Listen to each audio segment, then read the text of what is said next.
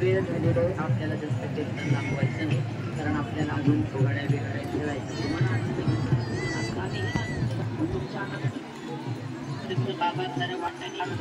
हे पंढरपूर बागेच्या पात्रामध्ये उभा. त्याच आषाढी एकादशी आहे, देवशयनी आषाढी एकादशी आहे मित्रांनो. अनेक पालख्या पंढरपूरच्या चंद्रभागेमध्ये स्नान करण्यास येतात. मंडळी असतील की 10-15 वर्षापासून माझ्या मला सोडलं नाही, दिंडी बंद झाली पण मला सोडलं नाही.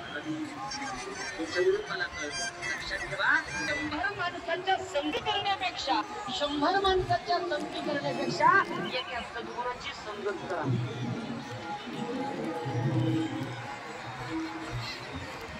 आणि त्या दुःखामुळे